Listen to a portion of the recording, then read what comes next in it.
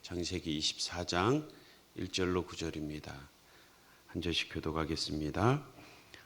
아브라함이 나이가 많아 늙었고 여호와께서 그에게 범사의 복을 주셨더라.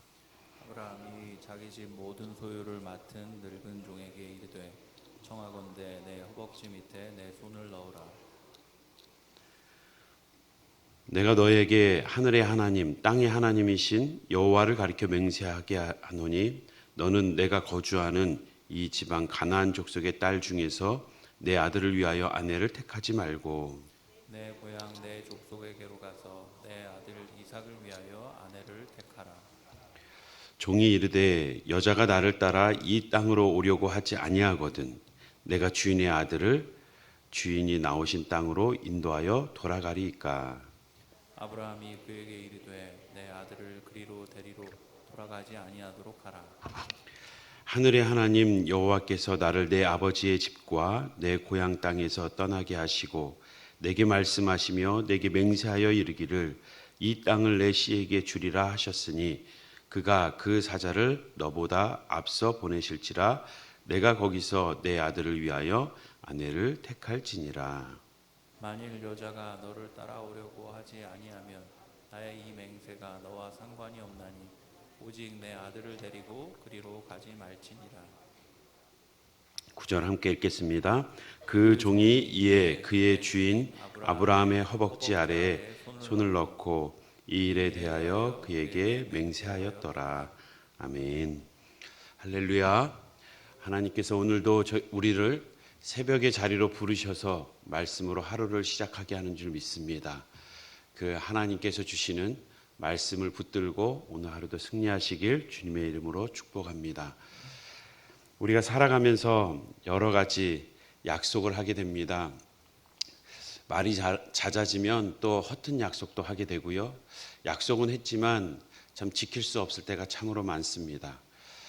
언젠가도 한번 얘기한 것 같은데요.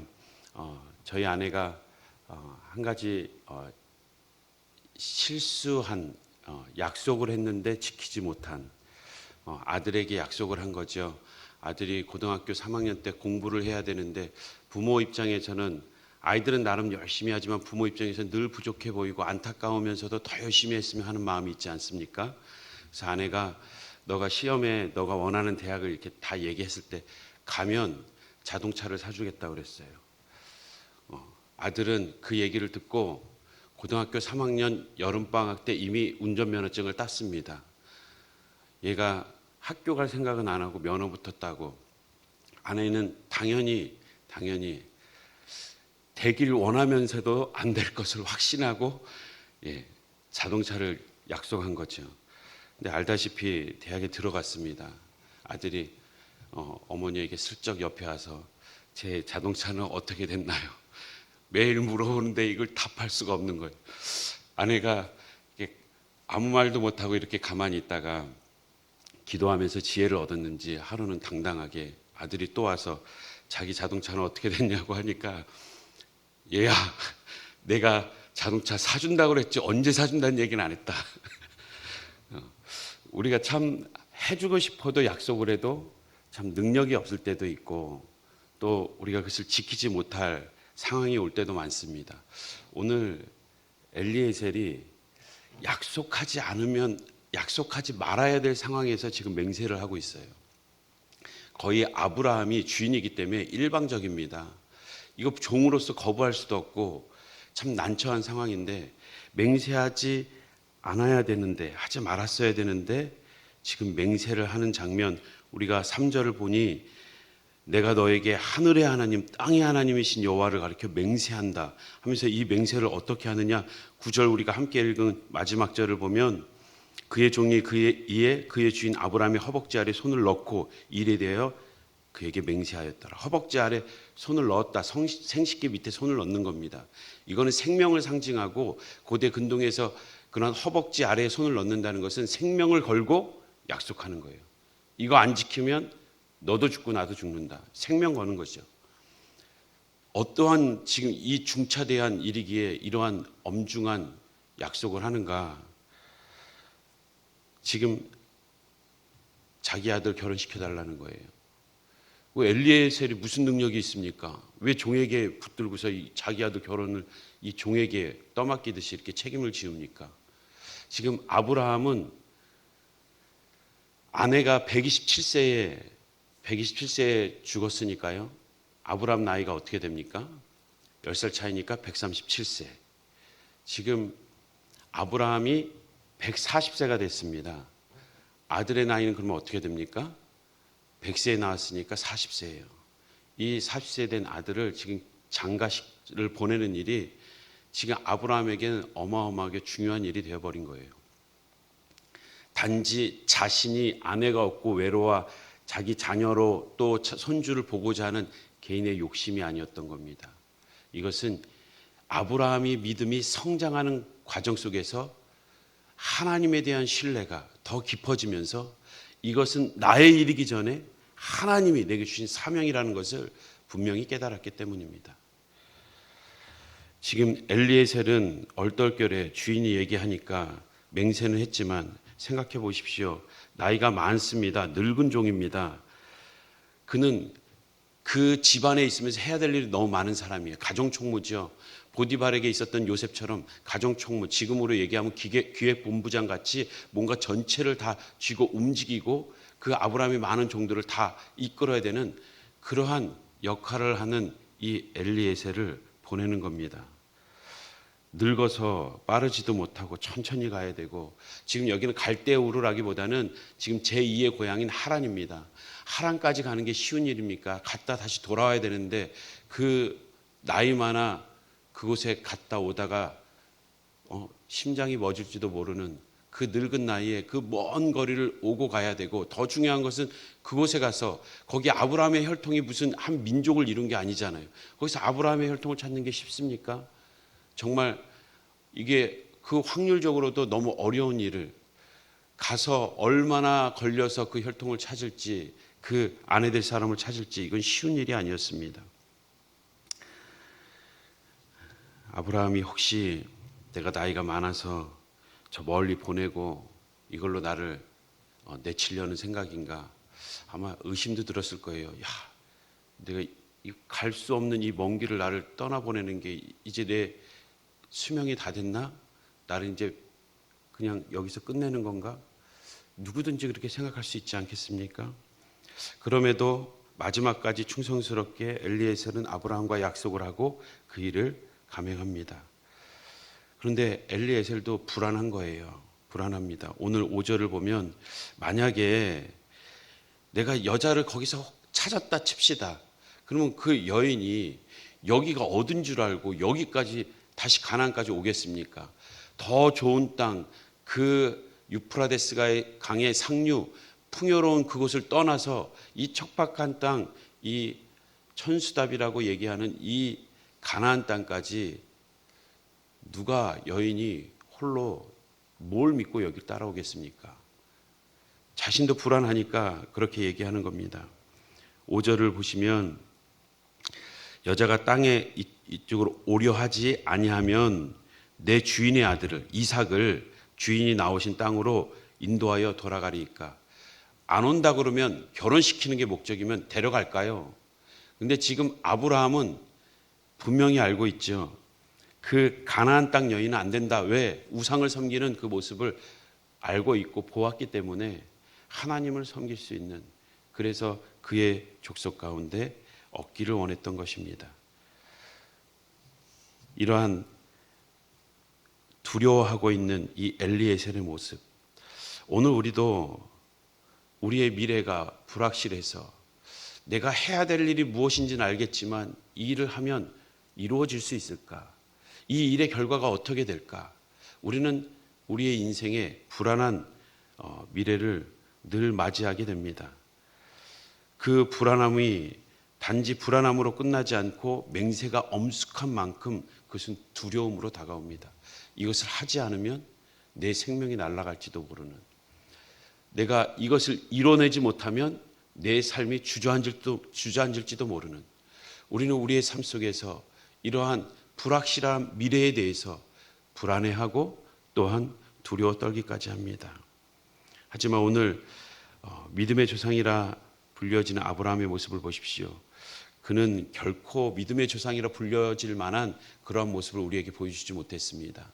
하나님의 약속에 나오라고 계속 주저하는 그의 모습, 하나님이 씨를 주겠다, 씨를 통해서 땅을 주겠다, 그리고 땅을 가지고 너는 복의 근원이 될 것이다 아무리 얘기해도 또 잊어버리고 또 잊어버리고, 하나님께서 불러내서 별을 봐라, 저 바다의 모래를 봐라, 또 다시금 산으로 불러내서 횃불 언약을 통해서 모든 종들의 생식기를 표피를 베어내면서 할례의 언약을 행하면서까지 약속해도 그는 자신의 아내를 누이라고 말할 만큼 두려워 떨 수밖에 없는, 자신의 씨가 이어질 수 없음을 알기 때문에 몸종을 통해서 또 이스마엘이 내 자식이라고 얘기할 만큼 그럼 참 연약하고 믿음 없는 모습을 보여왔습니다.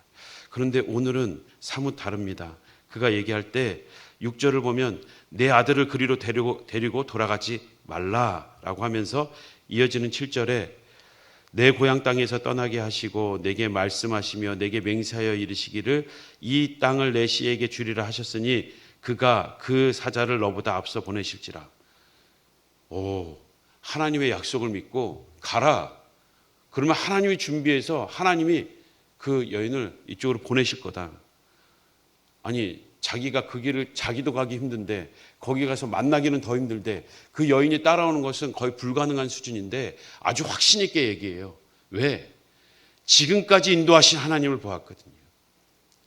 그 자리 떠나면 죽을 것 같았는데 가나안에 다시 정착하고 그 위기마다 고비마다 하나님이 롯을 구해주고 그리고 그의 삶을 정착시키시고 이삭이 죽을 줄 알았는데 순양을 준비해 주시는 그 길을 예비하시는 하나님을 본 그에게는 이제는 하나님의 약속에 대한 확신을 가지고 거의 지금 엘리에셀이 처음 아브라함 모습이고 지금 아브라함은 거의 하나님 수준이에요. 가라.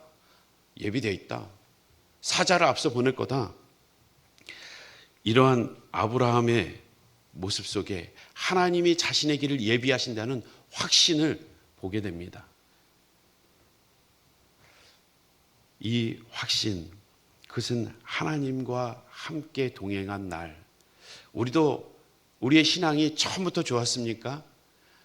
우리가 하나님을 신뢰하는 그 믿음이 처음부터 이렇게 견고했습니까? 불안하고 의심하고 안 될까 봐 혼자 떵떵거렸지만 불안해서 조마조마하고 두려워 떨고 그 두려움 때문에 못 이겨서 또 새벽에 나오고 내 삶에 흔들리는 이 삶의 자리에서 내가 읽어가는 이 기업 때문에 하나님 앞에 두려워 떨면서 기도의 자리에 나오며 또 한 걸음 한 걸음 인도하시는 그 하나님 때문에 오늘도 신뢰하고 이 기도의 자리에 머무는 줄 믿습니다. 하나님은 우리가 연약한 줄 알아요. 우리가 불안해하고 두려워하는 것을 압니다. 그래서 말씀을 통해서 또 우리에게 들려주시고 또 새벽에도 들려주시고 주일에도 들려주시고 다시금 금요일에도 들려주시고 우리에게 계속 반복해서 말씀하시는 겁니다. 그 하나님을 신뢰하는 것, 그것은 우리의 몫입니다. 우리의 사명입니다. 우리가 주님 앞에 나아가야 될 것입니다. 하나님이 인도해 주시니까, 하나님이 준비하시니까 나는 가만히 있어도 되겠지, 이런 안일한 신앙은 잘못된 왜곡된 신앙입니다. 하나님을 신뢰하는 만큼 우리는 그분을 의지하여서 순종하는 것입니다. 순종은 막연히 아무런 기대 없이 기다리는 것이 아니라 반드시 이루실 걸 믿고 기다리며 또한 기대하는 마음으로 한 걸음 한 걸음 때론 목숨 걸고 나아가는 것이 순종인 줄 믿습니다. 그러한 적극적인 순종을 통해서 엘리에셀이 그 앞걸음을 나아가고 한 걸음 한 걸음 뛰고 그 엘리에셀을 통해서 하나님의 일이 이루어지는 것을 보게 됩니다. 재미나죠? 오늘 이 20상 창세기 24장은 이삭의 결혼에 대한 내용으로 꽉 차 있습니다. 그런데 이 24장이 창세기 전체에서 가장 길어요. 그 결혼하는 내용이 무엇이 중요하다고. 그런데 아브라함은 안 거예요. 내 씨를 통해서 이 땅을 주고 복이 근원이 되게 한다는 것을 무슨 의미인지 안 겁니다. 그는 그 씨를 통해서 메시아를 바라보았고 예수의 오심을 기다리며 그 주님께서 주시겠다는 그 메시아를, 예수를 오게 하시겠다는 그 약속을 신뢰함으로 적극적으로 나가는 것입니다. 예수님을 바라보면서, 그 씨를 바라보면서 분명 그 씨가 있기까지는 이삭과 이삭의 자녀와 그 자손을 통해서 올 것을 바라보았기에, 하나님의 뜻을 분명히 알았기에 그 뜻을 이루기 위해서 적극적으로 행하는, 신뢰하며 나아가는 그 믿음, 오늘도 우리는 예수 그리스도를 바라보면서, 다시 오실 예수 그리스도를 바라보면서 우리에게 주어진 사명, 우리의 삶의 자리에서, 우리의 일터에서 우리가 그분의 나라와 영광을 위해서 살아가는 적극적인 삶이 되길 주님의 이름으로 축복합니다. 함께 기도하겠습니다. 사랑과 은혜의 하나님, 맹세도 이루어질지 고민이었던, 또한 불안했던 그 엘리에셀의 모습이 오늘 나의 모습입니다. 주님이 이 삶의 자리로 부르셨고 또한 주신 사명이 있음에도 늘 불안하고 두려워 또 기도의 자리에 나옵니다. 그때마다 말씀으로 위로하시고 확신을 주셨던 하나님, 오늘 하루의 삶도 또한 우리가 걸어가는 우리의 남은 여생도 주님을 신뢰하며 나아가는, 주님의 뜻을 분명히 붙잡고 또한 감사함으로 순종할 수 있는 우리의 삶이 되게 하여 주시옵소서. 감사합니다. 영원한 생명 주시고 사명 주셔서 주님을 신뢰하며 나아가게 하시는 우리 주 예수 그리스도의 이름으로 기도드립니다. 아멘.